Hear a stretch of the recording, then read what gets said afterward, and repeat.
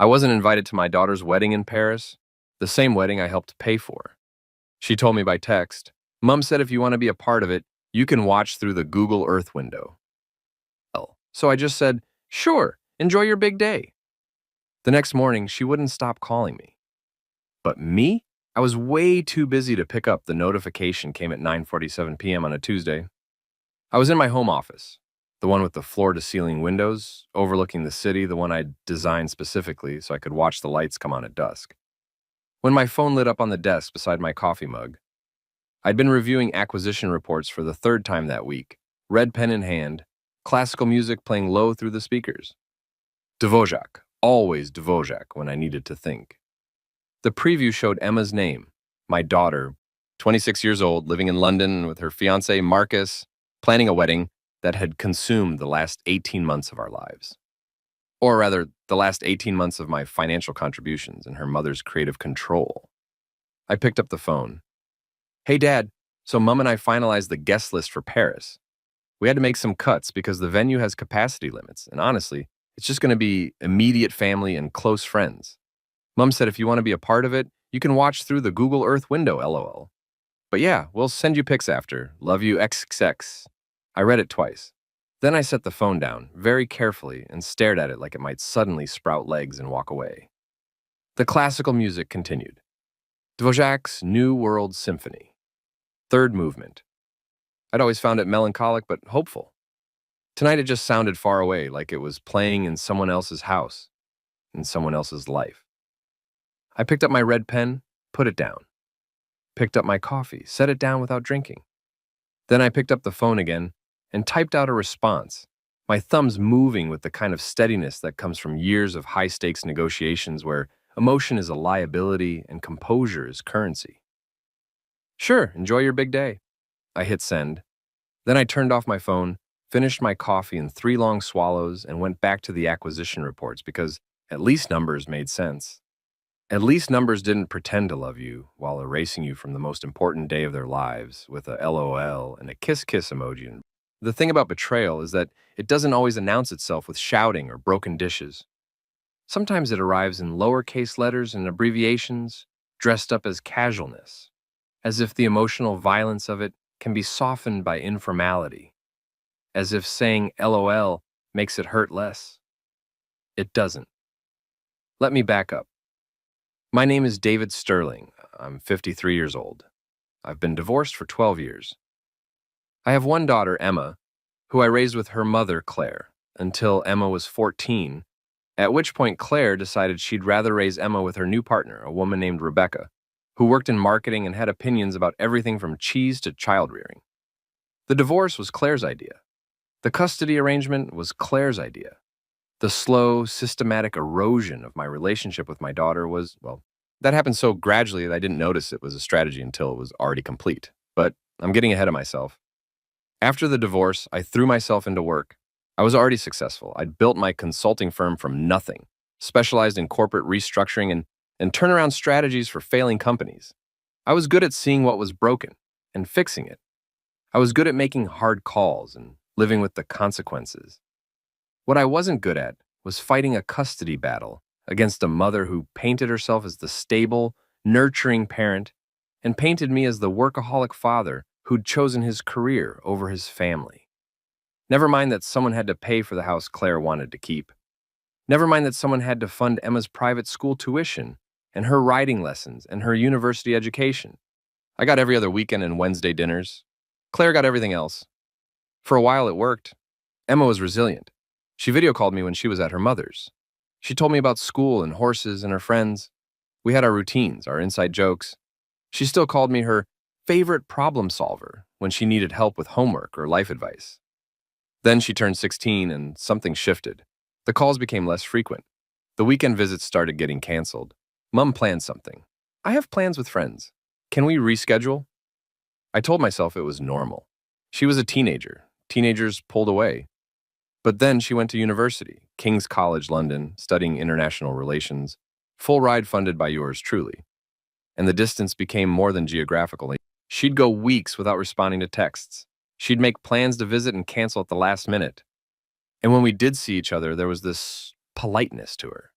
Like I was a distant relative she was obligated to be nice to rather than her father. I tried asking her about it once, during a rare dinner in London when she was in her second year. Is everything okay between us?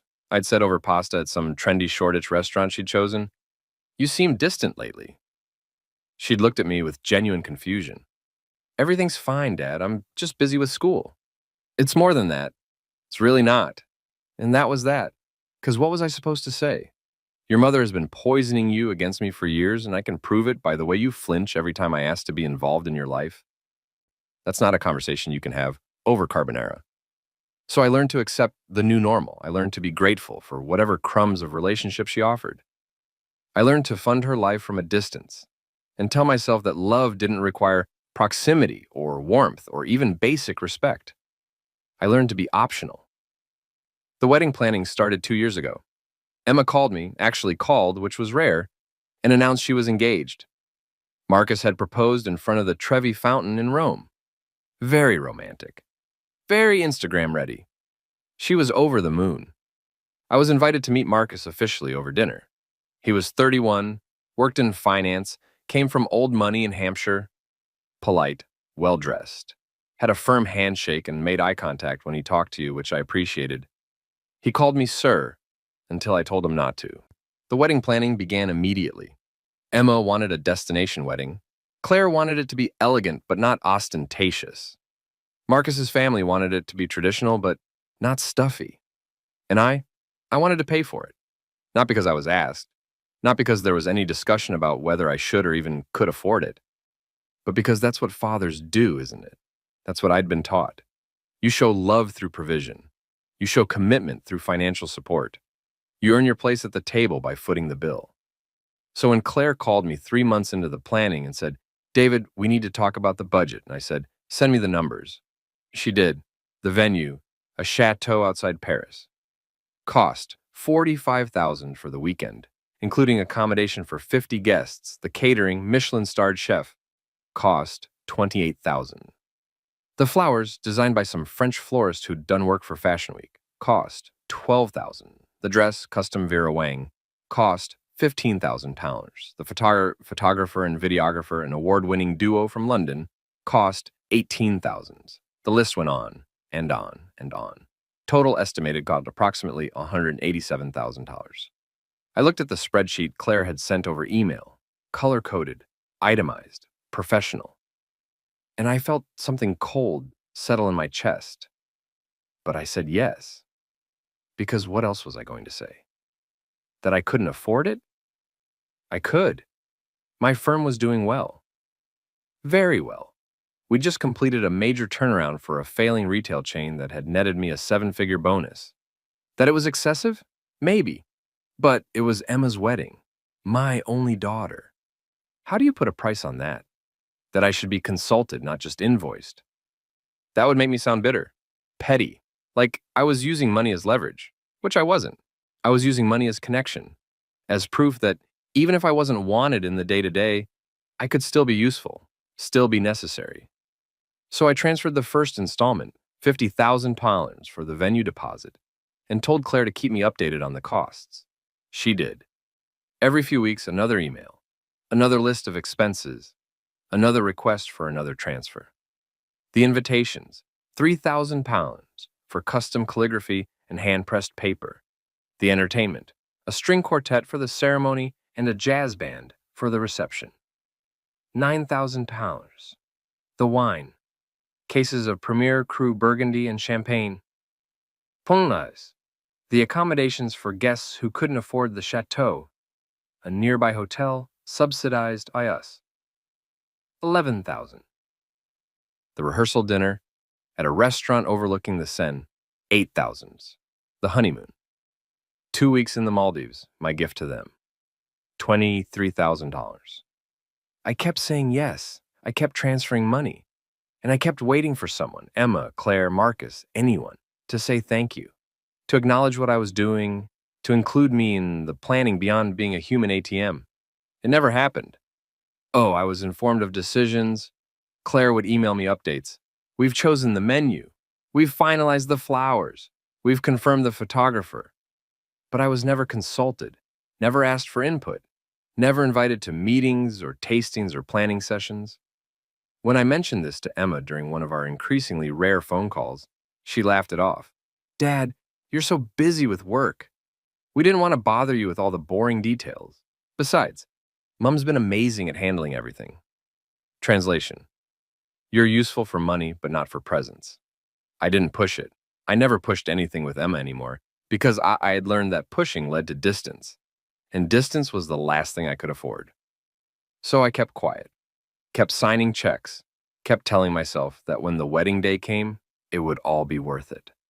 That seeing Emma happy, seeing her walk down the aisle, getting to dance with my daughter at her reception, that would make all of this worthwhile.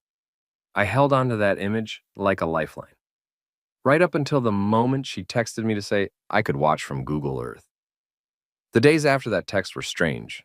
I didn't call Emma, didn't call Claire, didn't reach out to Marcus or his family or anyone else involved in the wedding planning. I just went quiet. I showed up at my office, I ran my meetings, I reviewed my reports, I negotiated contracts and managed my team and did all the things I'd always done because work, at least, was reliable.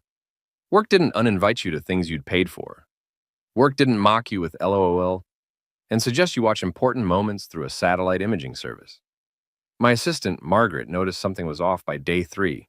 You seem distracted, she said, setting a fresh coffee on my desk. Margaret had been with me for 15 years. She was 62, sharp as a blade, and had an uncanny ability to read my moods. I'm fine, I said. You've been staring at that same page for 20 minutes. I glanced down. She was right. I hadn't absorbed a single word. Personal matter, I said. She waited. Margaret was good at waiting. It was one of her superpowers, the ability to create silence that demanded truth. My daughter's getting married, I said finally. That's wonderful. In Paris, 3 weeks from now. How exciting. I'm not invited. Margaret's expression didn't change, but something sharpened in her eyes. I see. I've paid for the entire thing, nearly £200,000. Venue, food, dress, honeymoon, everything. I see, she said again, but differently this time. She told me via text that I could watch through Google Earth if I wanted to be part of it. Margaret set down the papers she'd been holding. Do you have a lawyer? This isn't a legal matter. Perhaps it should be. It's my daughter's wedding, Margaret, not a corporate dispute. Nevertheless, I shook my head. I'm not going to sue my daughter for the right to attend her wedding. Can you imagine? Father takes daughter to court over wedding invitation. That would go over brilliantly in the press. Then what will you do? That was the question, wasn't it? What would I do? I could call Emma, demand an explanation, insist that I be included, make a scene, play the victim. But I'd learned long ago that demanding things from Emma only pushed her further into Claire's camp. Claire had spent years positioning herself as the reasonable parent, the one who didn't make waves or create drama. Any attempt I made to assert myself would be twisted into proof that I was controlling, demanding, difficult. I could refuse to pay the remaining balance. Hold the money hostage until they changed their minds, but that would be exactly what Claire had always accused me of. Using money as leverage, treating relationships like transactions. And more than that, it would hurt Emma. Whatever anger I felt toward her, I didn't want to ruin her wedding. I didn't want to be the reason she looked back on this day with bitterness. I could just accept it, show up anyway, force them to acknowledge me, make them physically turn me away at the door. But that felt pathetic, desperate, like showing up to a party where you weren't wanted and pretending not to notice everyone wishing you'd leave. Or I could do exactly what I'd told Emma I'd do. Enjoy her big day, from a distance. While being way too busy to pick up, Margaret was still watching me when I looked up. I need you to clear my schedule, I said. For the wedding? For the month. Her eyebrows rose. The entire month? I'm taking personal leave, starting tomorrow. David, you'll handle things while I'm gone. You're more than capable. Of course I am, but I need to be away from here, away from all of this. And I need to do something I should have done years ago. Which is, I smiled. It probably looked more like baring teeth. Stop being optional. I didn't tell anyone where I was going, not Margaret, beyond basic emergency contact information. Not my business partners, Not the handful of friends I'd maintained over the years, most of whom were really just colleagues I occasionally had dinner with, and certainly not Emma or Claire. Instead, I went home, packed a bag, and booked a flight to Paris. Because if Emma wanted me to watch her wedding from Google Earth, I was going to give her exactly what she asked for: a father who was present in name only. Watching from such a distance, he might as well be a satellite orbiting the Earth. But unlike a satellite, I wasn't going to be passive. I was going to be busy. Very, very busy. The flight to Paris left the next morning. Business class. Because I'd stopped pretending to be modest about money years ago.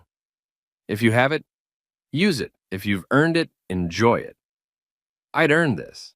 I landed at Charles de Gaulle at noon and took a car to the Hotel Plaza Athénée in the 8th arrondissement. 5-star. Overlooking Avenue Montaigne.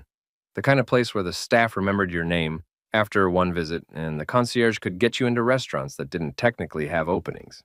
I checked in, went up to my suite, corner room, view of the Eiffel Tower in the distance, and unpacked methodically. Suits, casual wear, running shoes because I still ran every morning, rain or shine, laptop, files. Then I sat on the edge of the bed and made a list. This is what successful people do when faced with impossible situations. They make lists. They break down the overwhelming into the manageable. They turn emotion into action items. My list had 3 main objectives. 1. Attend Emma's wedding without actually attending Emma's wedding. 2. Ensure she knows I was there and that I chose not to participate. 3. Make the weekend about something more important than being uninvited to an overpriced ceremony. The first objective was easy. The chateau where Emma was getting married was called Chateau de Montclair, about an hour outside Paris in the Valley de Chevreuse. I'd never been there. Of course, I hadn't been included in the venue tour, but I'd looked it up after receiving Claire's budget spreadsheet. Historic estate, 17th century architecture, sprawling gardens, 35 guest rooms, a chapel on the grounds that could seat up to 80 people. The wedding was scheduled for Saturday, 3 weeks from now. Ceremony at 4 p.m. in the chapel. Reception immediately following in the grand ballroom. I could easily book a hotel nearby. Show up. Watch from a distance. Make sure Emma saw me. Just enough to know I'd honored her invitation to be part of it from afar. But that felt too passive, too sad. Like a dog waiting outside the door of a house it used to live in. I needed something more. The second objective required more thought. How do you let someone know you were present without actually being present? How do you make your absence more notable than your presence would have been? I opened my laptop and started researching. Chateau de Montclair had a website. Professional, elegant. Photos of the grounds, the chapel, the ballroom.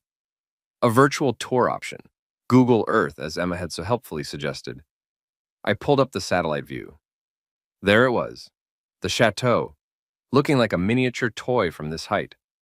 The chapel clearly visible on the east side of the property. The gardens stretching out behind the main building.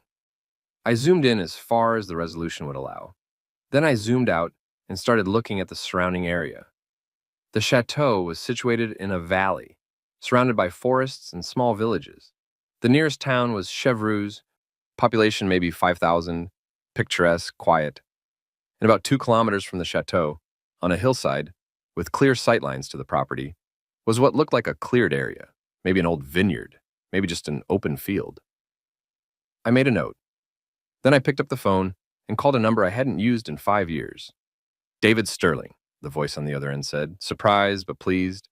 I thought you died. Hello, Richard. Richard Beaumont and I had worked together years ago on a particularly nasty corporate takeover. He was a fixer, the kind of person who knew people, who could make things happen that technically weren't supposed to be possible, all while maintaining plausible deniability. And he'd moved to Paris 8 years ago and started a consulting firm that specialized in what he called bespoke solutions for unique problems. I suspected it was at least half legitimate. To what do I owe the pleasure? Richard asked. I need your help with something. How illegal are we talking? Not at all. Completely legal, just unusual. My favorite kind. Tell me everything. I did. When I finished, there was a long silence. Then Richard started laughing. You're serious. Completely. This is the most elaborate fuck you I've ever heard. It's not a fuck you, it's a statement. It's absolutely a fuck you. But I love it. Give me 3 days. I'll need everything in place in 2 weeks. Consider it done. This is going to cost you, though.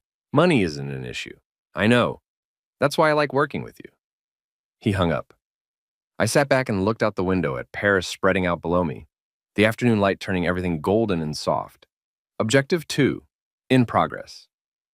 The third objective was the hardest. Make the weekend about something more important than being uninvited to an overpriced ceremony. This was where I had to be honest with myself about what was really happening. Because yes, I was hurt. Yes, I was angry. Yes, there was a part of me that wanted Emma to know exactly how deeply this cut, how profoundly she'd wounded me. But beneath the hurt and anger was something else, relief. Because for the first time in 12 years, I had permission to stop pretending. I didn't have to pretend that the custody arrangement was fair, that the parenting alienation hadn't happened, that Claire hadn't spent over a decade systematically erasing me from Emma's life while I funded every step of the process.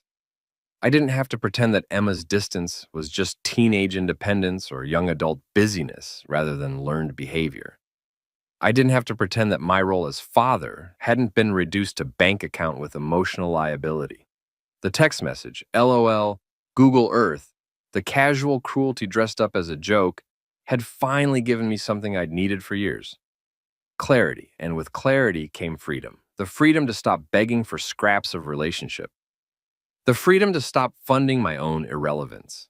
The freedom to redirect my energy toward people and purposes that actually valued what I had to offer beyond my bank balance. So objective 3 wasn't about revenge.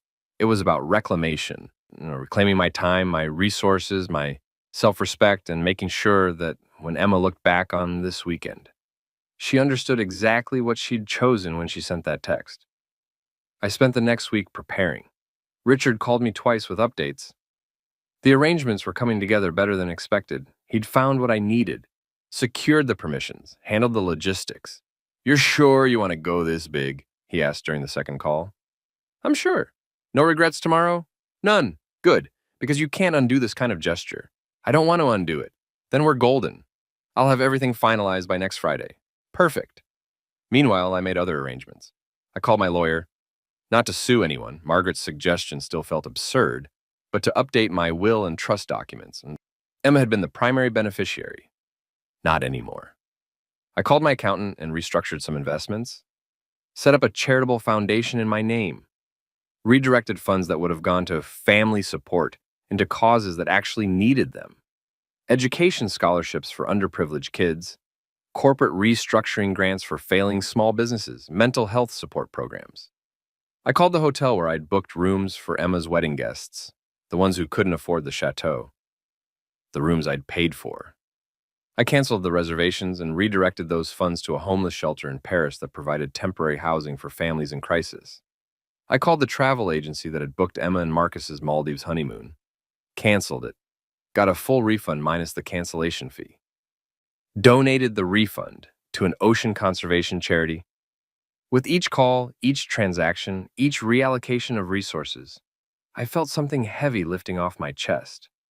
For years, I'd believed that love required sacrifice, that being a good father meant giving until it hurt, paying any price, accepting any treatment, because that's what unconditional love looked like. But I'd been wrong. Unconditional love doesn't mean accepting conditional treatment. It doesn't mean funding your own erasure. And it sure as hell doesn't mean paying £187,000 for the privilege of being mocked via text message. Emma started calling on Tuesday, 8 days before the wedding. I was in a cafe near the Louvre when my phone buzzed, her name on the screen. I let it ring. She called again an hour later. Again, I didn't answer. That evening, 3 more calls, 2 voicemails. I didn't listen to them. Wednesday, 6 calls, 4 voicemails, 3 texts. "Dad, can you call me back, please? Dad, I need to talk to you about something important. Dad, seriously, can you please just pick up?" I deleted the texts without responding. Thursday, she called 9 times, left 7 voicemails. The texts became more urgent. "Dad, why aren't you answering? This is serious. I really need to talk to you. Dad, I'm getting worried. Is everything okay? Can you at least let me know you're alive?" I almost laughed at that last one. Now she was worried about whether I was alive. Not when she uninvited me to her wedding. Not during the 18 months of planning, where I wasn't included in a single decision. But now when she needed something. Suddenly my well-being mattered. Friday, 12 calls, 10 voicemails. So many texts, my phone kept buzzing like an angry wasp. Dad, this isn't funny anymore. I don't know what's going on, but we need to talk. Mom is freaking out. Please just call me back. Dad, answer your phone. I turned off notifications. Saturday, 1 week before the wedding, she tried a different approach. She called from Marcus's phone. I didn't answer that either. Then she tried Margaret. That was bold. Emma had met Margaret maybe twice in her entire life, at company events I'd brought her to when she was younger. But apparently she'd kept the number. Margaret called me around noon. Your daughter is very persistent, she said dryly. What did she want? To know if you were alive, to know where you are, to know why you're not answering. I told her I couldn't share your location or your schedule, but that you were fine and would be in touch when you were ready. How did she take that? About as well as you'd expect. She said it was urgent, that there was a situation with the wedding, and she needed to speak with you immediately. I felt something twist in my chest. Did she say what situation? No, and I didn't ask. I figured if it was genuinely urgent, she'd tell me. Since she didn't, I assume it's not life-threatening. Good call. David, Margaret said carefully, what are you doing? Taking my life back. By ignoring your daughter a week before her wedding? By not being available to solve whatever crisis she's suddenly decided requires my attention after uninviting me from the event.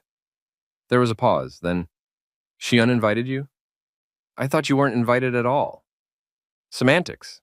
Either way, I'm watching from Google Earth, remember? Ah, another pause. Well then, shall I continue to Stonewall? Please. With pleasure. Anything else? If she calls again, you can tell her I'm very busy, too busy to pick up. Margaret laughed. Actually laughed, which was rare. I'll relay the message, verbatim. By Sunday, Emma had given up on calling. Instead, I got an email. Subject line, please read this. I opened it. Dad, I don't know why you're not answering your phone, and I'm really worried. Margaret said you're fine, but won't tell me where you are or what you're doing. I need to talk to you about something important. There's been an issue with the wedding payments. The chateau is saying there's a balance outstanding, and some of the vendors are saying their invoices haven't been paid. Mom talked to the accountant, and apparently some of the accounts that were supposed to have funds for the wedding have been, I don't know, moved, changed. She's trying to sort it out, but everything is due this week, and I'm starting to panic. I know you've been handling most of the financial stuff, and I'm so grateful for that. I don't know what we would have done without you. But right now, I really need you to call me back, or call Mom, or call someone so we can figure this out. Please, Dad. The wedding is in a week. Love, Emma. I read it twice. Then I closed the laptop and went for a run. Monday morning, Claire called. I was having breakfast at a cafe in Le Marais. Excellent croissants, strong coffee, people watching from the terrace. When my phone rang, Claire's name appeared on the screen. I considered not answering. The silent treatment was working beautifully so far. Emma was panicking. Claire was apparently freaking out, according to Emma's texts. The wedding logistics were unraveling. But I was curious. And more than that, I wanted Claire to hear my voice when I told her exactly what I thought about her role in all of this. I answered, David. Her voice was tight, controlled, the way it always got when she was angry, but trying to sound reasonable. We need to talk. Hello, Claire. Where are you? Paris. Silence. Then, you're in Paris? Beautiful city. Have you been? David, this isn't funny. Why are you in Paris? I'm on holiday. A week before Emma's wedding? Is it Emma's wedding? I wasn't aware I was invited. Another silence, longer this time. I could almost hear her recalculating. You're upset about the guest list. I'm not upset about anything. I'm on holiday. Emma said she texted you about the capacity limits. She did. She suggested I watch from Google Earth. So I took her advice. I'm getting a nice view from up here. That was a joke. Was it? Of course it was. Emma has a terrible sense of humor sometimes, but she didn't mean, Claire. I kept my voice pleasant, conversational. The tone I used in negotiations when I wanted the other party to understand I held all the cards. Let's not do this.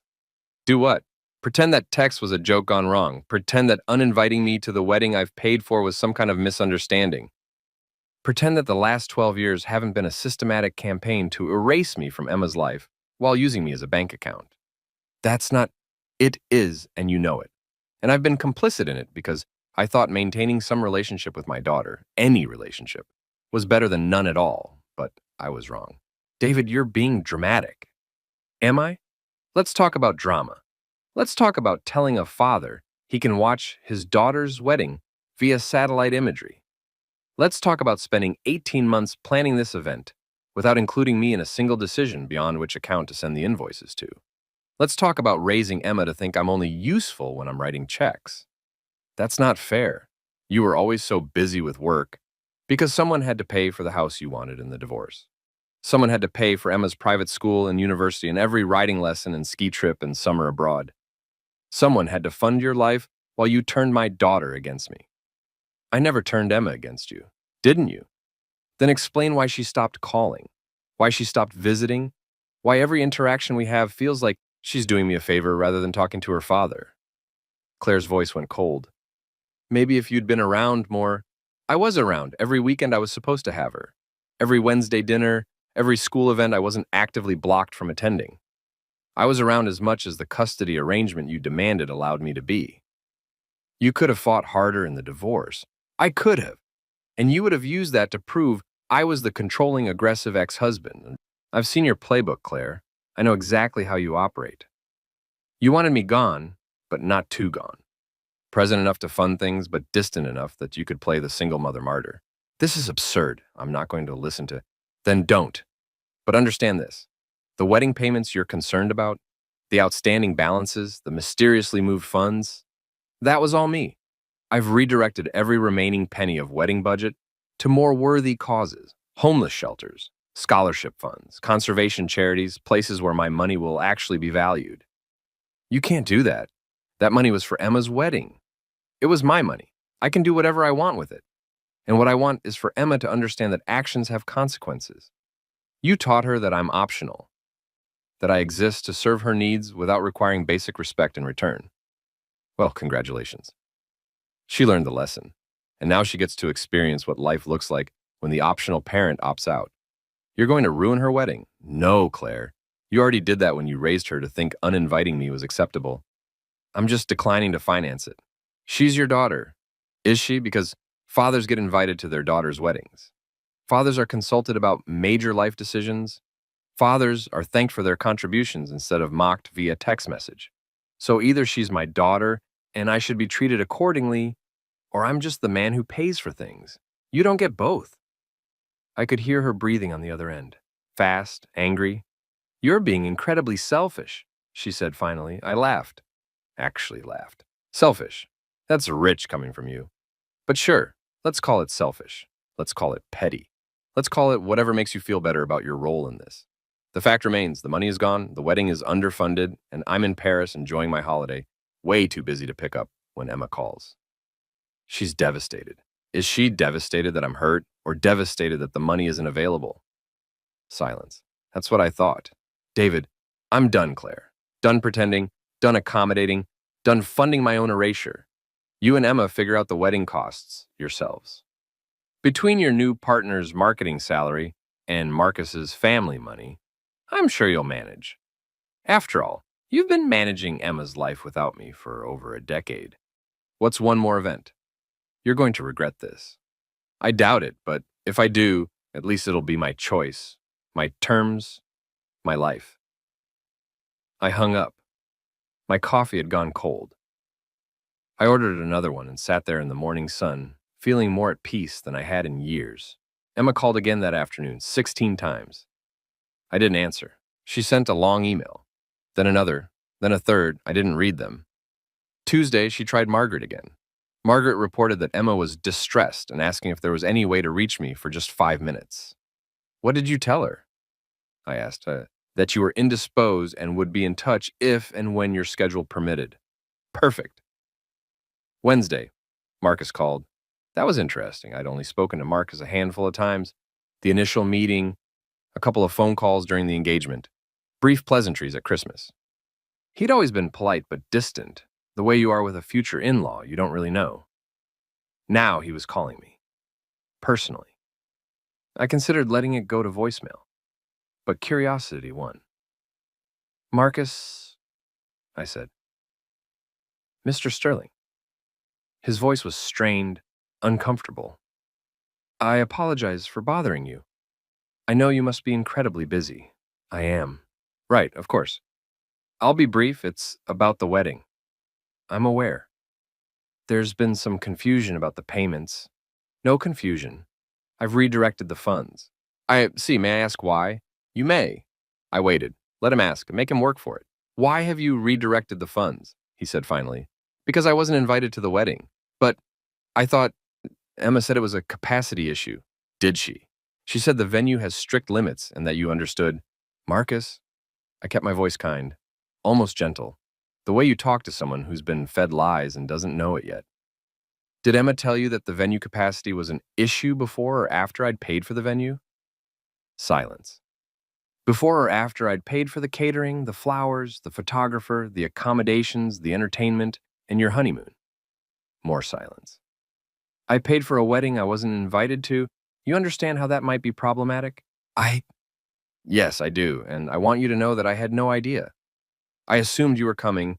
Emma and Claire handled all the guest list details, and I trusted them. I see. If I'd known you weren't invited, I would have said something. I would have insisted you be there. You're Emma's father. Of course you should be at the wedding. Should I? Yes, absolutely. Then why aren't I? I don't know. I truly don't. But I'd like to fix it. If there's any way... Marcus, let me ask you something. When Emma first told you about the guest list situation, did she seem upset? He hesitated. I'm not sure Did she cry? Did she say it broke her heart to not have me there? Did she express any regret at all? The hesitation stretched longer. No, he admitted finally. She didn't. She just said it was a logistical issue and that you understood. Right, because I'm very understanding. I'm the understanding father who pays for everything and expects nothing in return. I'm the father you can text LOL watch from Google Earth without consequences. I'm the optional parent. Mr. Sterling, I appreciate you calling, Marcus. I genuinely do. You seem like a decent man. But this isn't your problem to solve. This is between Emma and me. And the reality is that she made a choice when she sent that text. Now I'm making mine. What choice is that? To stop being optional. I could hear him breathing, thinking. I understand, he said quietly. I don't agree, but I understand. That's all I can ask. Enjoy your wedding, Marcus. I hope it's everything you both hoped for. Will you... Is there any chance you'll reconsider? About the funds, I mean. We can fix the guest list. We can... No? No? The money is gone, Marcus. Donated, reallocated.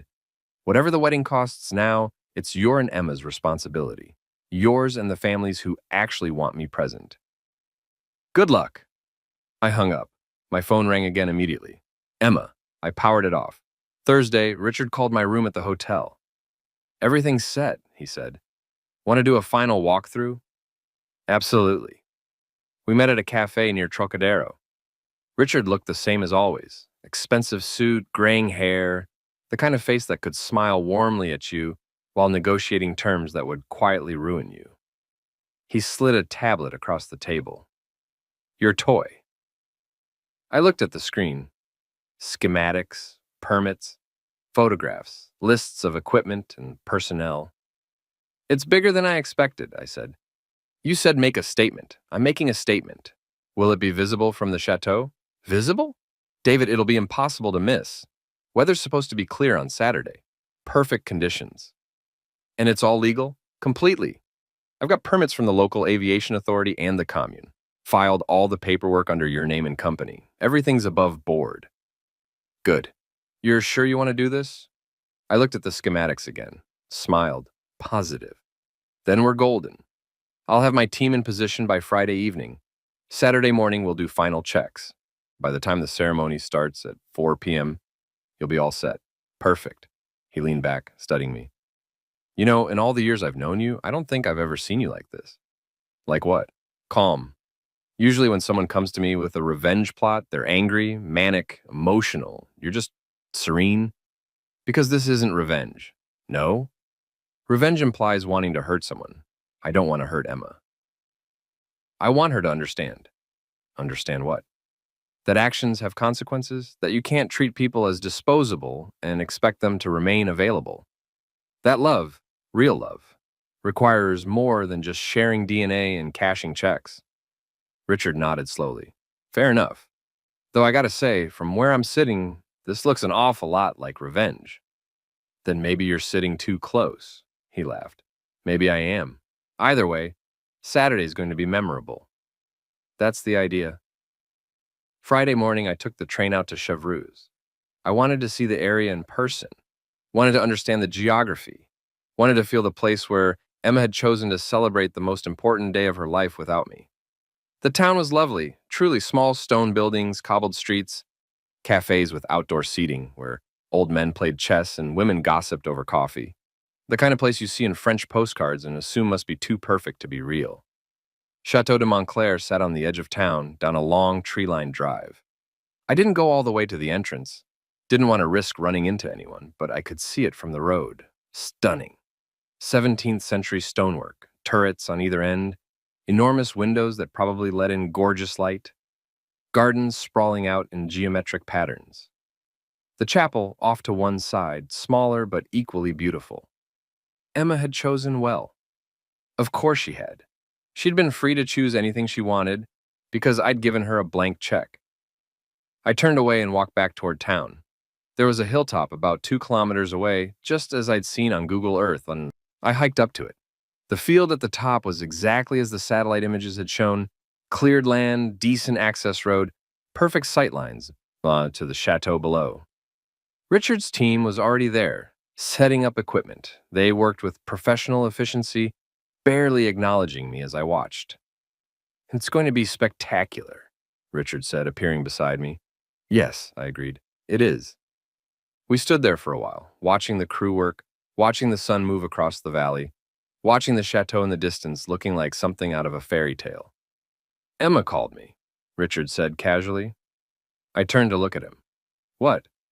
This morning, somehow tracked down my number, asked if I knew where you were. What did you tell her? That I couldn't share client locations. She asked if I was working with you on something. I said I couldn't discuss ongoing projects. How did she react? Threatened to report me to, I don't even know, some imaginary authority for consulting firms. I told her good luck with that and hung up. I smiled. She's desperate. She is. Question is, are you? Desperate? No. Sure about that? Because there's still time to back out. Cancel the setup, call your daughter, make peace. I don't want peace. What do you want? I thought about that. What did I want? Not revenge, not really, not peace, not yet. What I wanted was for Emma to see me, really see me, not as a wallet or a problem or an obligation, not as the understanding father who could be excluded without consequence. I wanted her to see me as I actually was, a person who had feelings and limits and a breaking point. I wanted her to understand that I was still here, still present, still relevant, just not available. I want her to remember this weekend for the rest of her life, I said finally. I want her to tell her children about it someday, about the time her father wasn't at her wedding, but was somehow more present than anyone else there. Richard grinned. Then we're definitely on the right track. That evening, my phone, which I'd turned back on to coordinate with Richard, lit up with messages. Emma had sent 14 texts. Claire had sent 9. Marcus had sent 3. There were also messages from people I barely knew. Emma's maid of honor asking if I could please call Emma. One of Marcus's groomsmen saying, "Mate, not sure what's going on, but Emma's having a breakdown." Even Rebecca, Claire's partner, with a curt, "You're being childish." I deleted them all without responding. Then I opened Emma's most recent email. "Dad, I don't know what I did wrong. I've been going through every conversation we've had, every text, every call, trying to figure out where things went so bad that you'd do this, that you'd just disappear right before my wedding and cancel all the payments and refuse to talk to me. Mom says you're upset about the guest list, that I hurt your feelings with that text about Google Earth. I swear I didn't mean it the way it came out. It was supposed to be funny. I was trying to lighten the mood because I knew you'd be disappointed about the capacity limits and I didn't know how else to say it. I'm sorry. I'm so sorry. I should have called you. I should have explained better. I should have fought harder to make sure you could be there. But Dad, we're 5 days away from the wedding. 5 days. And I don't have enough money to cover what you've canceled. Marcus's family is trying to help, but they'd already stretched their budget, and I can't ask them for more. Mom is borrowing from friends. I've called in every favor I have. We might have to cancel the photographer, or the flowers, or maybe the whole thing. Is that what you want? Do you want me to not have a wedding because I made a stupid joke in a text message? Please call me, please. I need my dad, Emma. I read it 3 times. She still didn't get it. She thought this was about a poorly worded text, about a joke gone wrong. She didn't understand that the text was just the final straw, that it was the culmination of years of being treated as optional, of being excluded from her life while funding it, of being reduced to a role instead of a relationship. She thought apologizing for the text would fix everything, that acknowledging she should have fought harder would make me forget 12 years of not fighting at all. And more than that, more than anything, she was still focused on the money. I need my dad. No. She needed my bank account. If she actually needed me, she would have needed me 18 months ago when the planning started. She would have needed me at dress fittings and venue tours and tasting menus. She would have needed me before I became inconvenient. I closed the laptop without responding. Tomorrow was Saturday. Tomorrow was the wedding.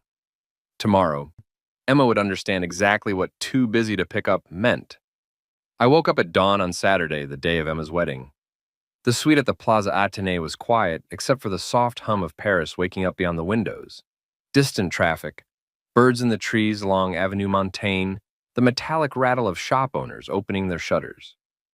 I made coffee using the in-room machine, stood at the window drinking it, watching the Eiffel Tower merge from the early morning haze, the iron lattice catching the first light like something holy. My phone was off, had been since last night. I'd learned that leaving it on was an invitation to chaos. Emma's texts, Claire's calls, the mounting desperation of people who'd realized too late that they'd miscalculated. Today, I didn't want distractions. Today was about presence. About being exactly where I said I'd be. Too busy to pick up. I showered, dressed carefully, dark jeans, a charcoal cashmere sweater, leather jacket. Not formal, not wedding attire. Just me, comfortable, unburdened. By 7 a.m., I was in the car heading out of Paris toward Chevreuse. The drive was beautiful. Autumn in the Ile-de-France is a study in contrasts. The last green of summer fighting with the first gold of fall. Morning mist hanging low over fields, stone villages that looked unchanged from centuries ago. I could understand why Emma had chosen this place for her wedding. If you were going to exclude your father and spend his money, you might as well do it somewhere picturesque. I pulled into Chevreuse around 8:30. The town was just stirring, cafes opening, a few locals buying bread from the boulangerie, someone walking a small dog along the river. I parked near the town square and walked to the cafe where I'd arranged to meet Richard. He was already there, drinking espresso and reading a newspaper like a man without a care in the world. "Morning," he said, not looking up. "Morning, everything on schedule?" "Like clockwork. Team's been working since 6. We'll be operational by noon. Weather? Perfect. Clear skies, light wind. Couldn't have asked for better conditions." I ordered coffee and a croissant and sat across from him. "Any issues?" "None. Well, one minor thing." "What?" "Someone from the chateau called this morning asking if we had proper permits for aerial activities in the vicinity. I sent them our documentation. They shut up fast." I smiled. "They're getting nervous." "Can you blame them? They probably think you're going to skywrite something obscene over the ceremony." "Am I? Are you?" "No, I'm classier than that." Richard folded his newspaper. "For what it's worth, I think you're handling this perfectly. You're being paid to think that. I'm being paid to make arrangements. My opinion of your choices is complimentary." He finished his espresso. "But genuinely, what you're doing takes balls. Most people in your position would either cave or explode. You're doing neither. Just quietly, methodically making your point. It's not about making a point." "Then what's it about?" "I thought about that. I've been thinking about it all week, really. What was this about? Revenge? No. Revenge was hot, emotional, destructive. Justice, closer. But justice implied some kind of legal or moral wrong that needed righting. What I was doing was simpler and more complicated than either of those things. I was setting a boundary. I was saying, you don't get to treat me like this. You don't get to erase me from your life while using my resources. You don't get to mock me and then demand I show up when you need something. I was teaching a lesson that should have been taught years ago, that people, even fathers, even optional parents, have limits. It's about self-respect, I said finally. Richard nodded. That's a good answer. By noon, I was on the hillside overlooking the chateau. Richard's team had transformed the cleared field into something extraordinary.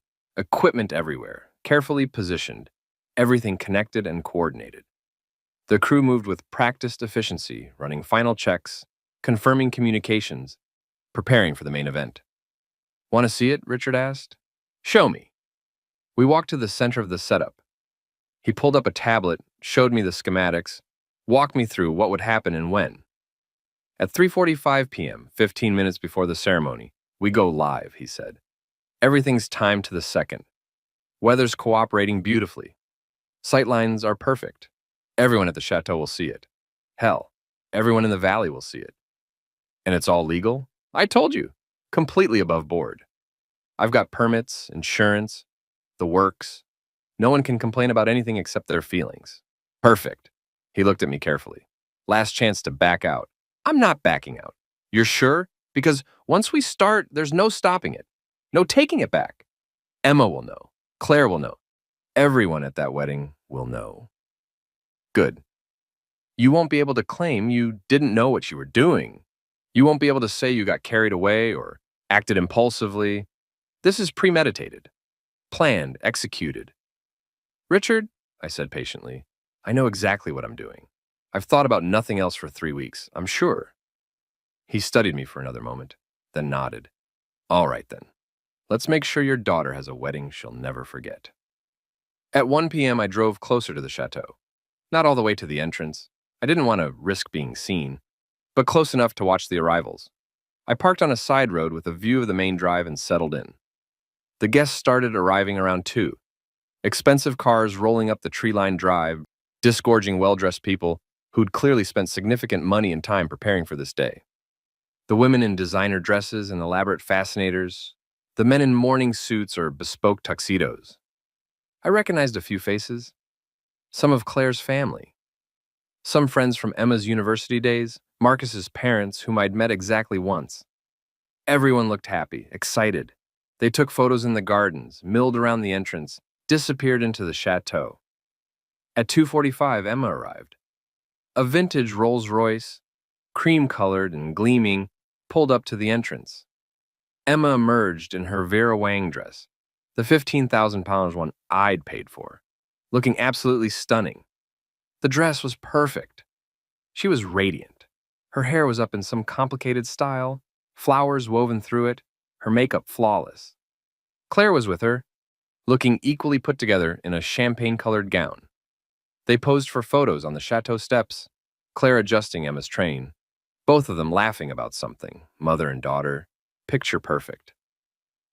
I watched from a distance, feeling absolutely nothing. No, that wasn't true. I felt something, but it wasn't sadness or longing or regret. It was peace. Because I finally understood what I'd been refusing to accept for years. Emma didn't need me. She needed what I could provide. Money, stability, the status of having a successful father, but she didn't need me. She didn't want my presence or my advice or my involvement beyond signing checks.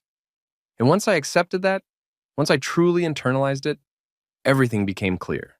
I wasn't losing a daughter by not attending her wedding. I'd lost her years ago. I just hadn't been willing to admit it until she made it impossible to ignore. At 3:30, the guests started moving toward the chapel. I checked my watch. 15 minutes until ceremony time. 15 minutes until Richard's team went live. I drove back to the hillside. Richard was waiting with the tablet and a satisfied smile. Timing is perfect, he said. We go live in 10 minutes. I want to see it from here. Figured you would. I've got a good vantage point set up. He led me to the edge of the hillside where a folding chair had been positioned. The view was spectacular. The entire valley spread out below. The chateau clearly visible in the distance. The chapel's spire rising from the trees. I sat down. Took out binoculars I'd brought specifically for this. Through the lenses, I could see the chapel. Guests filing in, the doors standing open, flowers everywhere, white roses and hydrangeas, the arrangements cascading down the sides of the building.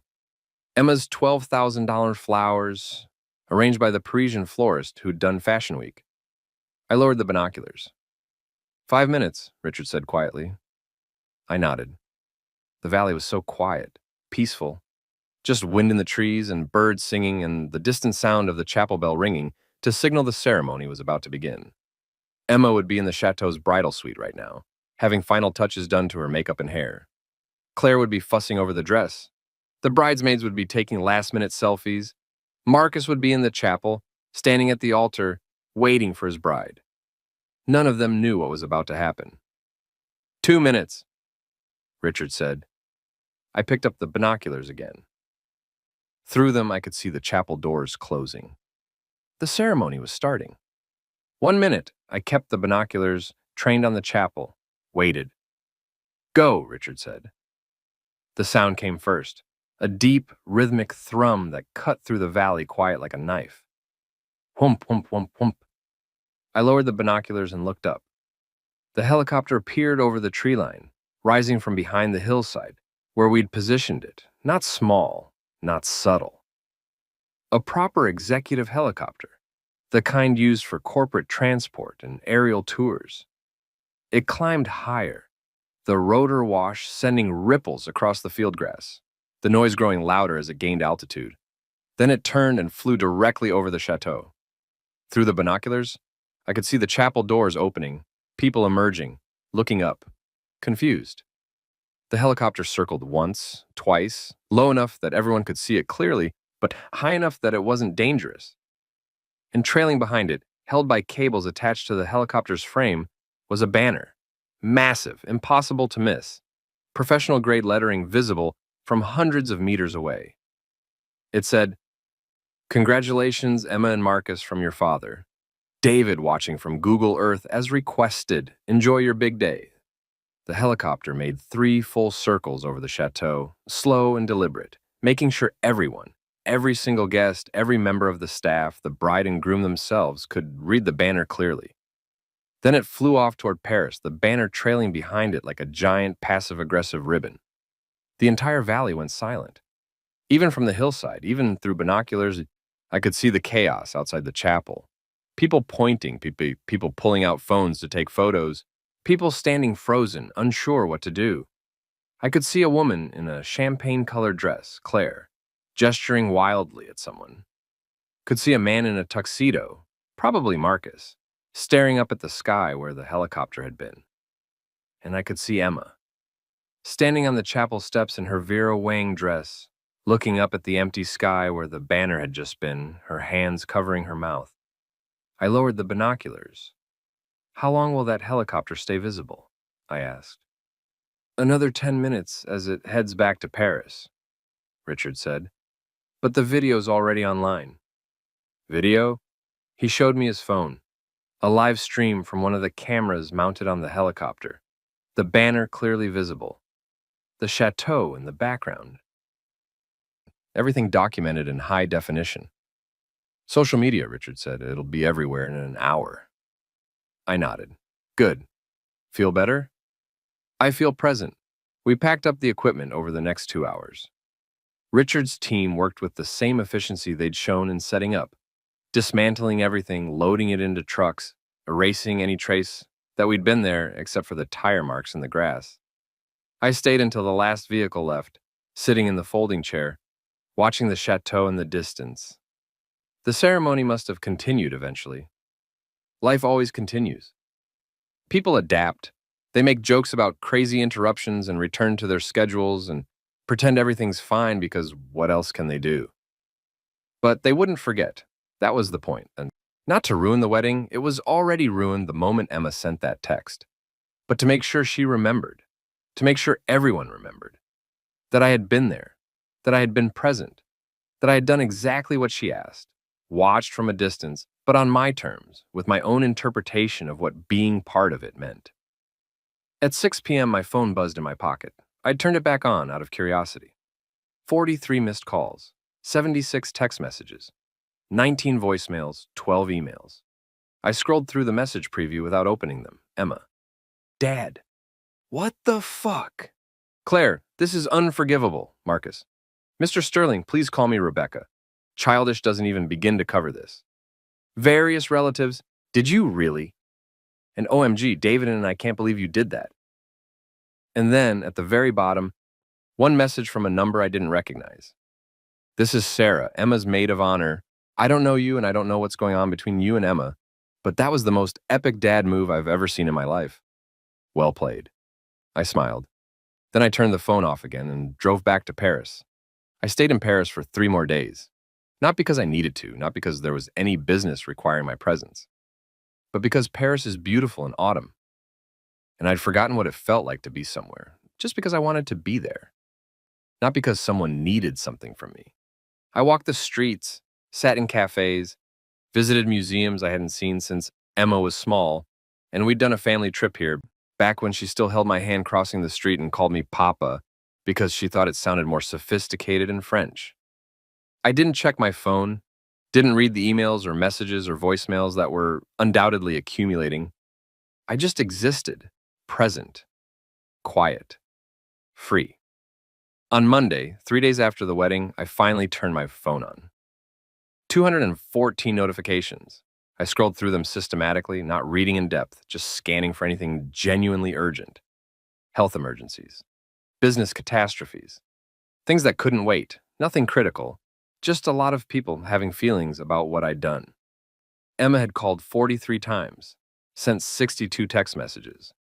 8 of her emails had subject lines like, "We need to talk," and "This isn't over," and "How could you?" Claire had called 37 times. Her messages were shorter, angrier. "This was unacceptable. You've embarrassed Emma. You've shown your true colors." Marcus had called 12 times. His messages were different, more confused than angry. "Can we please talk about what happened? I'd like to understand your perspective. I think there's been a lot of miscommunication." There were messages from relatives, from Emma's friends, from people I hadn't spoken to in years who'd apparently heard about the helicopter and had opinions. And there were messages from my own circles. Margaret had sent 3 texts. "I assume the helicopter was your doing. Brilliant. Let me know when you're ready to return to work." A few business associates had sent congratulations that confused me until I realized someone had posted the helicopter video online and it had gone viral. Apparently, Dad responds to wedding snub with epic helicopter banner was trending on social media. One message from Richard, "Told you it would be memorable." And then, at the very bottom of my email inbox, one message that made me stop scrolling. Subject line, "Please read this."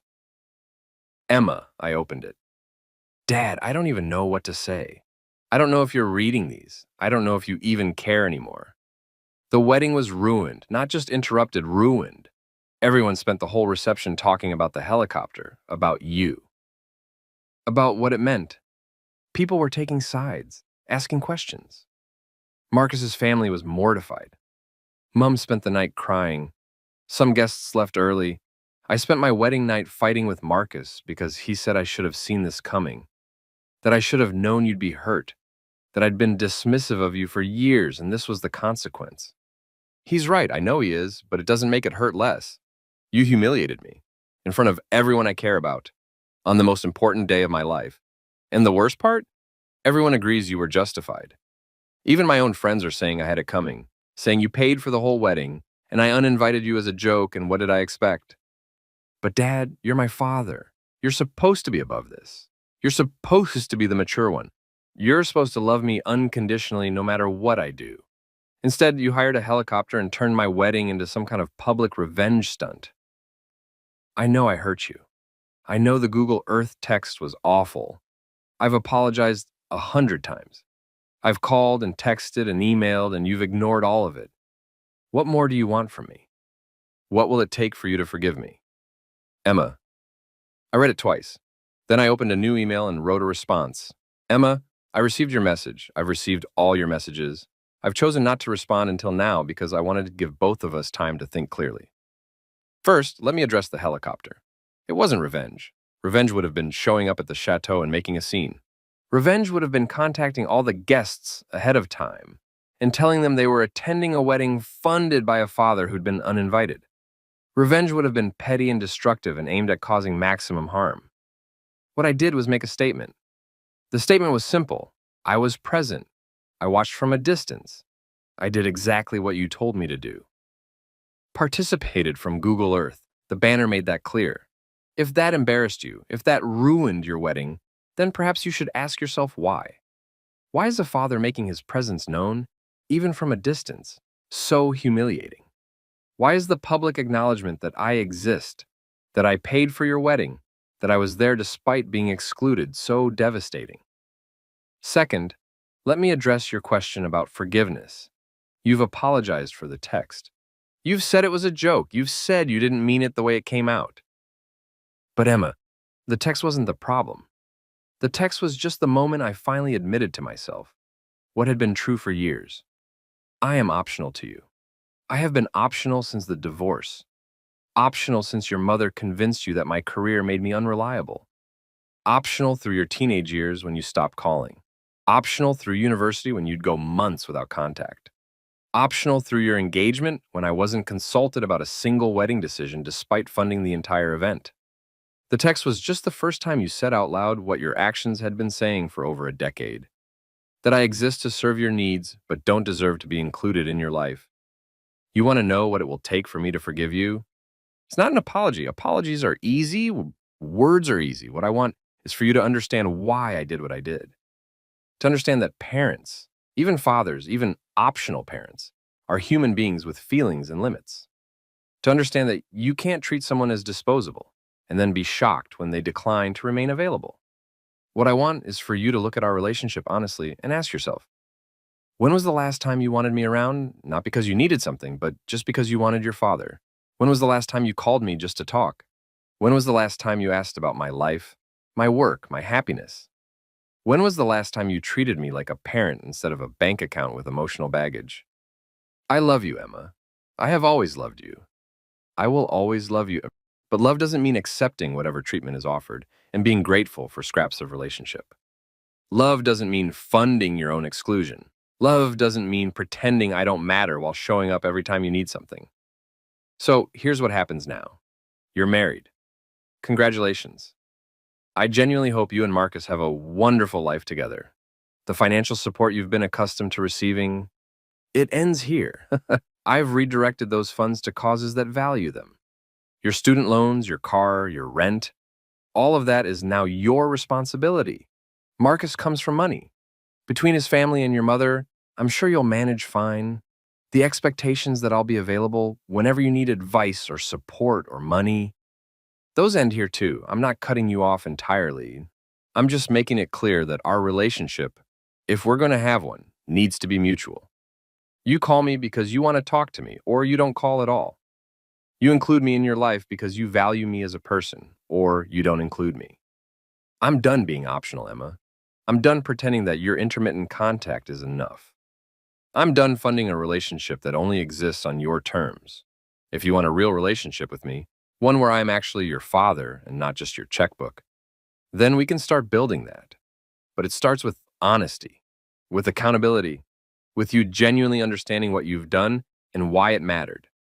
Until then, I'll be here, living my life, working on things that fulfill me, spending time with people who value my presence, too busy to pick up when you call because you need something, but never too busy for a daughter who actually wants her father. The choice is yours. David. I read it through 3 times, making small edits, ensuring the tone was firm but not cruel. Then I hit send. And I closed my laptop and went out to find a cafe that served excellent wine and even better cheese.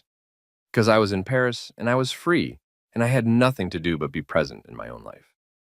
Emma didn't respond for 2 weeks. I stayed in Paris for the first week, then flew to Barcelona because I'd always wanted to see Gaudi's architecture and had never made time for it. Then to Porto, because someone told me the sunsets there were transformative, then back to London because eventually real life required attention. Margaret had handled everything beautifully in my absence. Meetings rescheduled, clients reassured, projects advanced. The firm had barely noticed I was gone, which was either a testament to her competence or a sign I'd built something sustainable enough to function without me constantly micromanaging. Probably both. Good trip? She asked when I walked into the office on a Tuesday morning. Excellent trip. The helicopter made quite the impression. I heard. There was a think piece about it in The Guardian, when generosity becomes coercion, a father's protest against modern wedding culture. I raised my eyebrows. Impressive that they managed to miss the point entirely. Most people do. But the comments section was fascinating. About 70% were on your side. And the other 30? Thought you were being petty. Said you should have been the bigger person. The usual, naturally. She handed me a stack of mail and messages. Emma called here 6 times. Claire called 3. I told them all you were unavailable and would be in touch when appropriate. Thank you. Are you going to be in touch? Eventually, when there's something worth saying. Margaret nodded. She didn't approve or disapprove. She just understood, which was one of the reasons she'd been invaluable for 15 years. I went to my office and got back to work. The silence from Emma was initially a relief. No desperate calls, no emotional emails, no attempts to manipulate or guilt or negotiate, just quiet. I threw myself into work. Took on 3 new projects, all challenging, all requiring the kind of deep strategic thinking that had made my firm successful. Traveled to Manchester for a week to handle a factory restructuring. Spent a weekend in Edinburgh working with a failing tourism company that needed a complete operational overhaul. I ran in the mornings, read at night. Cooked meals for myself that didn't come from a box or a restaurant. Started learning Spanish through an app because I'd always meant to and never had time. I built a life that wasn't waiting for Emma to call. And slowly, very slowly, the hurt started to fade. Not the anger, that was still there, banked like coals, ready to flare if prodded. But the acute pain of being excluded, the sharp sting of being mocked and dismissed, that started to dull. I realized I'd been carrying that pain for years, not just since the text. Since the divorce, since the first missed weekend visit, since the first canceled dinner, since the first time Emma looked at me like I was an obligation rather than her father. I'd been walking around wounded and pretending I was fine, and the pretending had been almost worse than the wound. Now I wasn't pretending anymore. Emma's response finally came on a Thursday evening 3 weeks after I'd sent my email. I was at home cooking dinner, risotto, which required attention and patience and gave me something to focus on besides the various catastrophes at work, when my phone buzzed. Email notification. Emma's name. I considered waiting until after dinner, then decided if I was going to read it, I might as well read it now and not let it hover over my meal. I opened it. Dad, it's taken me 3 weeks to respond because I didn't know what to say. I still don't really, but I'm going to try. I've been going to therapy. That probably sounds strange to you. Why would I need therapy? Because my dad flew a helicopter over my wedding. But my therapist helped me understand that the helicopter was just one event in a much longer pattern. She asked me to describe our relationship, to really describe it, not just give surface-level answers. And as I was talking, I started to realize how little I actually know about you. I couldn't tell her your favorite book, or your favorite food, or what you do when you're not working, or who your friends are, or what makes you happy. I know you work in corporate restructuring. I know you like running. I know you drink your coffee black. But that's not knowing someone. That's knowing facts about someone. Then she asked me to describe the last time we had a real conversation. Not about logistics or money or me asking you for something, just a conversation where we talked about life. I couldn't remember one, not in years. Dad, you're right. You've been optional to me, and I didn't even realize it because that's just how things have always been since the divorce. Mom would make plans for us, for me and her and Rebecca, and you were just separate. You were the other parent, the weekend parent, the one who paid for things but wasn't really part of the daily texture of my life. And I went along with it because it was easier, because Mom made everything so comfortable, and you were so understanding. And it never occurred to me that understanding might actually mean hurt, but too polite to say anything. I'm not blaming Mom. This isn't about her. This is about me and the choices I made and the relationship I let atrophy because I didn't think I needed to work at it. You were just always there, always available, always willing to help when I called. So I assumed you always would be. I never thought about what it cost you to always be available. I never thought about whether you might need something from me too. I'm sorry, Dad, not just for the text, for all of it. For 12 years of treating you like a supporting character in my life instead of a person with feelings and needs. I don't know if you'll forgive me. I don't know if you even want a relationship anymore after everything that's happened. But I want to try if you're willing. I want to know your favorite book and what you do on weekends and what makes you laugh. I want to call you not because I need something, but because I miss you. I want a real relationship with my father. Not the optional one, the real one. If you're willing to give me that chance, I promise I'll do the work. I'll show up. I'll be present. I'll value you the way you should have been valued all along. I understand if the answer is no. I understand if I burn that bridge permanently. But I hope you'll at least consider it. Love, Emma. I set down the phone and returned to stirring the risotto. The rice needed constant attention at this stage. Too much stirring and it would get gummy. Too little and it would stick. It was meditative work, rhythmic, the kind of thing that let your mind wander while your hands stayed busy. I thought about Emma's email, about therapy and realizations and apologies. It was a good email, thoughtful, self-aware, the kind of email that showed genuine reflection rather than just scrambling to fix things because they were broken. But words were still just words. The question was whether I believed Emma would actually follow through, whether she would do the work she was promising, whether this was genuine growth or just skilled emotional management aimed at getting me back in the optional parent box. And more than that, whether I even wanted to try. Because here's the thing about boundaries. Once you set them, you have to decide whether you're going to hold them or let people wander back across just because they apologize nicely. I thought about the last 3 weeks, about Paris and Barcelona and Porto, about running in the mornings without my phone buzzing with demands, about cooking risotto on a Thursday evening because I wanted to, not because I was too tired from a day of solving everyone else's problems. I thought about the peace I'd found in not being available, in not being optional. Did I want to give that up? Did I want to risk letting Emma back in only to discover that her therapy insights faded once things got comfortable again? That she'd slip back into old patterns once the crisis had passed? The risotto was done. I plated it, poured a glass of wine, sat at my kitchen table overlooking the city lights. And I thought about what kind of relationship I actually wanted with my daughter. Not the one we'd had. That was clear. But maybe not no relationship at all either. Maybe something new.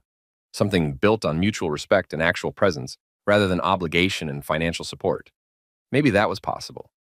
Maybe it was worth trying, but not yet. Not until I was sure I was choosing from a place of strength rather than old habits. Not until I was sure Emma understood that this was a beginning, not a resolution. Not until enough time had passed that we both really felt the weight of what optional had meant. I finished my dinner, cleaned up, poured another glass of wine. Then I sat down and wrote a response. Emma, I read your email. Thank you for being honest about what you've realized. It means something that you're doing the work of understanding rather than just apologizing and moving on. I believe you're sincere. I believe you genuinely want to build a different relationship, and I appreciate that. But I'm not ready yet. Not because I don't care, not because I don't love you, but because I need to be sure, really sure, that we're both coming to this from a healthy place. You need time to do your work, to understand the patterns, to build new habits of actually showing up rather than just intending to. And I need time to make sure I'm not falling back into old patterns either. The patterns where I accept crumbs of relationship and pretend they're enough. Where I'm so grateful you're reaching out that I don't hold you accountable for following through. So here's what I'm proposing. We take 6 months, real time, space for both of us to figure out who we are outside the dynamic we've been stuck in. During those 6 months, you continue your therapy. You work on understanding yourself and your choices. You figure out what you actually want from a relationship with me, not just what you think you should want. And I continue building a life that doesn't revolve around being available for you. I work on remembering that I deserve better than optional. I figure out what I actually want from a relationship with you. At the end of 6 months, we meet in person, somewhere neutral, not London, not your place, somewhere new for both of us. And we have an honest conversation about whether we both want to try building something new, whether we're both willing to put in the work, whether we can create a real relationship, or whether too much damage has been done. No pressure, no expectations, just honest assessment. If the answer is yes, we start over. Slowly, with clear boundaries and mutual respect and actual effort from both sides. If the answer is no, we part as people who loved each other once but couldn't bridge the gap. No hard feelings, no blame, just acceptance. Does that work for you? David, I read it through once. It felt right, firm but not harsh, boundaried but not closed off. I hit send, then I turned off my phone and went to bed. Emma agreed to the 6 months. Her response was short. I understand. I'll see you in 6 months. Thank you for giving me this chance. And then Shannon's real silence. Not the desperate, crisis-driven silence of the weeks after the wedding, but actual peaceful quiet where neither of us reached out because we were both doing what we needed to do. I heard through Margaret that Emma and Marcus had moved to a smaller flat in London, that they'd started paying their own bills without subsidies from Claire or Marcus's family or me, that Emma had taken a job at an NGO focused on refugee support, real work, not the vague consulting she'd been doing before. I heard through a mutual acquaintance that Claire was furious with me, that she'd told anyone who would listen that I was punishing Emma for being young and making mistakes, that the helicopter was unforgivable, that I was being cruel and manipulative and using money as a weapon. I didn't respond, didn't defend myself. Let people think whatever they wanted to think, because I'd learned something important over the last few months. Other people's opinions of you only matter if you're still trying to be optional in their lives. Once you decide you're not available for judgment, not available for guilt, not available to be the villain in someone else's narrative, their opinions stop having power. I spent the 6 months well. I traveled more. Iceland in December, Vietnam in February, Croatia in April. Places I'd always wanted to see but never made time for because there was always a crisis, always a need, always someone requiring my attention. I took up painting. Terribly at first, then less terribly, then actually pretty decent, at least according to the instructor at the weekend classes I joined. I read voraciously. Fiction, mostly, which I hadn't done since university. Got lost in other people's stories instead of constantly living my own. I dated a woman named Catherine for a few months. She was a barrister, whip-smart and funny, and she taught me that it was possible to build something with someone who actually wanted you around, rather than just needing you for specific purposes. It didn't last. We wanted different things long-term, but it was good while it lasted, and we parted as friends. I strengthened relationships with colleagues who'd always been more than just coworkers, but whom I'd never had time for beyond work conversations. Started having regular dinners with them, going to theater, actually showing up for their lives instead of just being a friendly face at the office. I built a life that was full and rich and entirely my own. And somewhere in those 6 months, I stopped being angry at Emma. Not because I'd forgiven her. Forgiveness felt too simple, too final, too much like declaring the matter closed. But because I'd stopped needing her to be different in order for me to be okay. I was okay regardless. And that, more than anything else, felt like freedom. We met in Dublin, neither of our cities, neutral territory, a place neither of us had history with. I arrived 2 days early, got a hotel and temple bar, walked the streets, visited museums, sat in pubs listening to traditional music, prepared myself mentally for whatever the conversation would bring.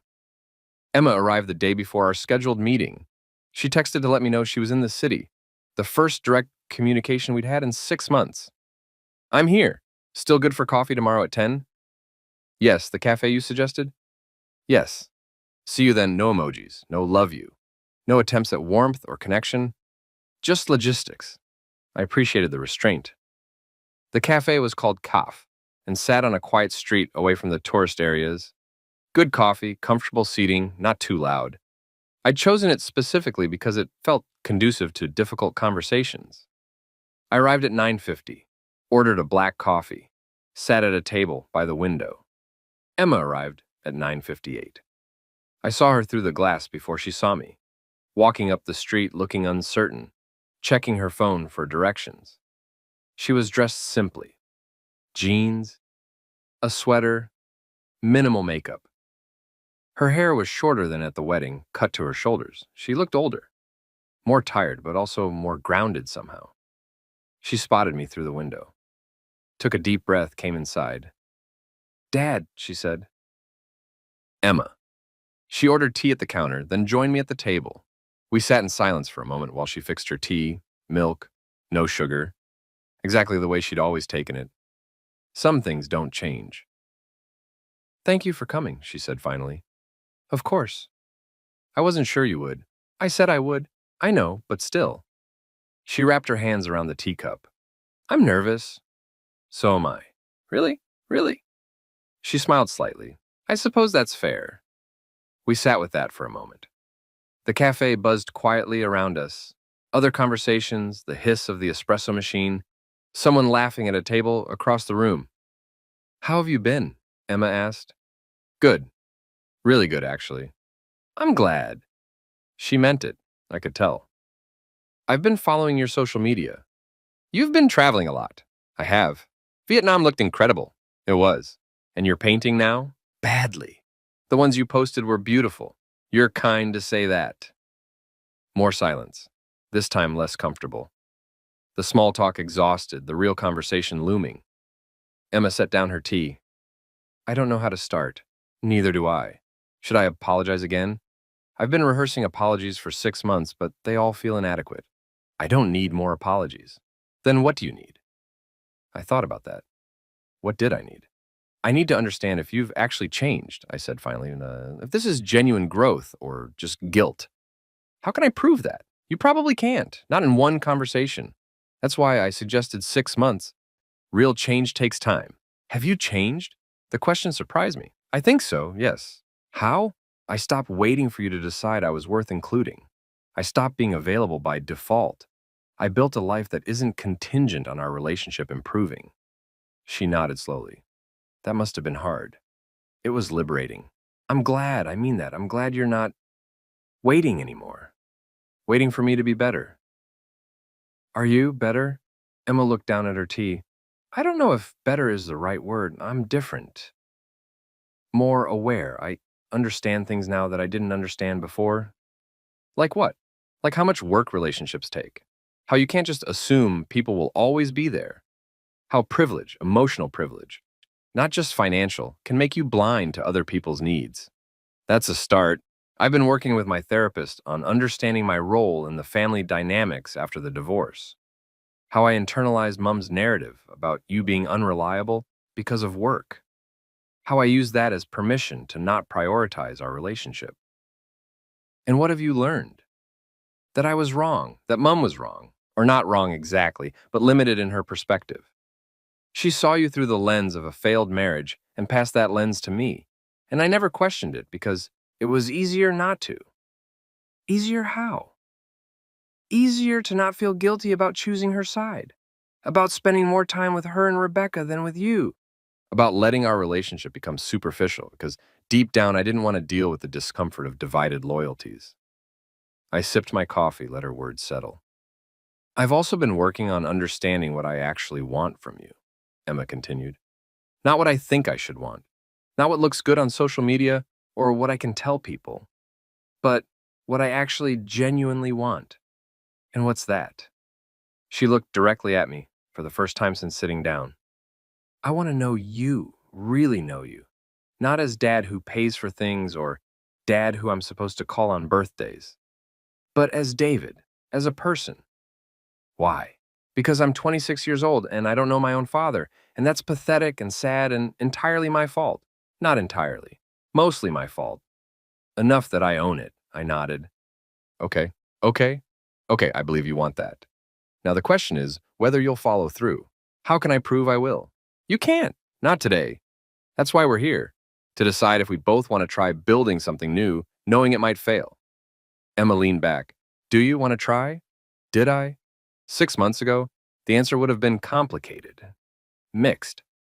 Part of me wanting to say yes out of hope, part of me wanting to say no out of self-protection. But now, after 6 months of building a life I loved, after 6 months of not being optional, after 6 months of genuine peace, now the answer was simpler. I want to try, I said, but with conditions. What conditions? Well, we start over, completely. No carrying forward the old dynamics. No, but we've always done it this way. We build something new from scratch. Okay. We meet regularly, in person when possible, video call when not. every 2 weeks minimum. Not for logistics, not when you need something, just to talk. Okay. You ask me questions about my life, my work, my interests, and I'll ask you questions. We learn each other as adults, not as parent and child locked into old roles. Okay. And if it's not working, if either of us realizes we're falling back into old patterns, we address it immediately. No letting it fester. No pretending it's fine when it's not. Okay, anything else? I hesitated, then financial independence, permanently. Emma's face went carefully neutral. Explain what you mean. I mean, I'm not funding your life anymore. I'm not paying your rent or your student loans or your car or your emergency expenses. You and Marcus figure that out yourselves. We have been, for the last 6 months. Good, that continues. And if we have kids someday, if we need help, then we discuss it as adults, with proper boundaries and clear expectations, but I'm not going back to being the default solution to every financial problem. She nodded slowly. That's fair. If that's a deal breaker, it's not. I don't want your money, Dad. I want you. The words hung in the air between us. I studied her face, looking for signs of manipulation, of performance, of saying what I wanted to hear. I didn't see them. What I saw was a young woman who'd grown up in 6 months, who'd done hard work, who was trying, genuinely trying, to be better. Okay, I said finally. Let's try. Emma's face broke into the first real smile I'd seen from her, and she was 14 years old, before the divorce became final, before everything got complicated. Really? Really? I'm not going to screw this up, I promise. You might. We both might. That's not failure, that's being human. We just have to commit to trying again when we do. I can do that. So can I. We sat in silence for a moment. Different silence now. Not uncomfortable, just present. Can I ask you something? Emma said. Of course. The helicopter. Did you plan it specifically to embarrass me? Or was it something else? I considered the question. Something else. What? I needed you to see me, to understand that I was there, that I'd been there the whole time, even when you decided I was optional.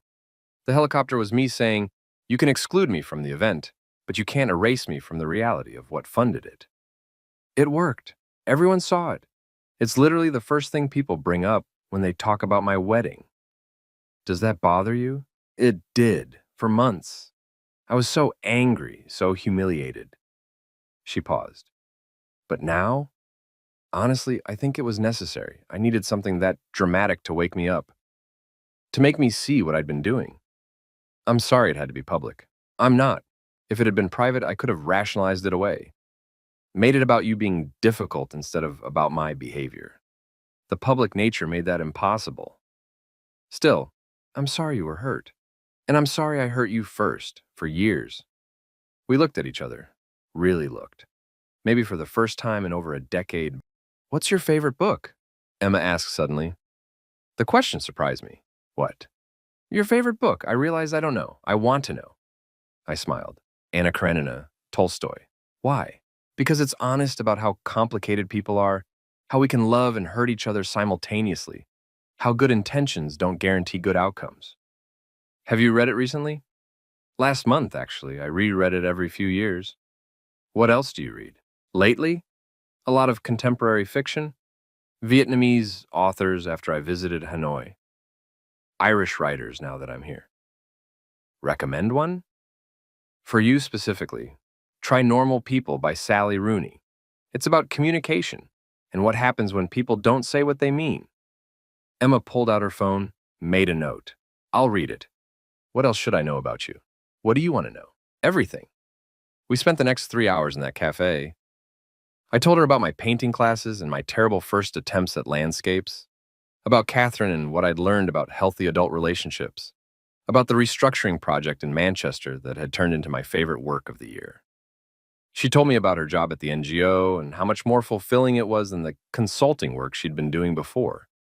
About her and Marcus learning to build a life on their income rather than family money, about therapy and the hard realizations and the work of unlearning patterns. We talked about books and movies and places we wanted to travel and about politics and philosophy and whether having children was something she even wanted or just something she'd assumed she should want. We talked like adults. like people who were interested in each other, like friends, not like optional parent and distant daughter. When we finally left the cafe, it was past 1 p.m. My coffee had gone cold hours ago. Emma's tea was long forgotten. We stood on the sidewalk, neither of us quite ready to leave yet. Same time in 2 weeks, Emma said. Video call? Yes. I'll actually show up, not cancel at the last minute. I know. How do you know? Because if you don't, we're done. And I think you understand that now. She nodded. I do. Good. She hesitated, then stepped forward and hugged me. Brief, but genuine. Thank you for giving me this chance, she said. Thank you for doing the work to deserve it. We separated. She walked one direction toward her hotel. I walked the other toward mine, and for the first time in 12 years, I felt like maybe, just maybe, I had a daughter again. Not the one I'd lost. That Emma was gone, dissolved in the years of divorce and distance and learned behavior, but a new one, an adult one who was choosing to show up instead of being obligated to, one who valued me as a person instead of as a function, one who understood that love requires presence, not just pronouncement. I walked back through Dublin's streets, the afternoon sun warm on my face, and felt something settle in my chest that had been unsettled for over a decade. Peace. Not because everything was fixed, it wasn't. We had years of work ahead of us, learning each other, building trust, proving that we both meant what we said. But because for the first time since the divorce, I wasn't trying to be what someone else needed me to be. I was just being David, and that was enough.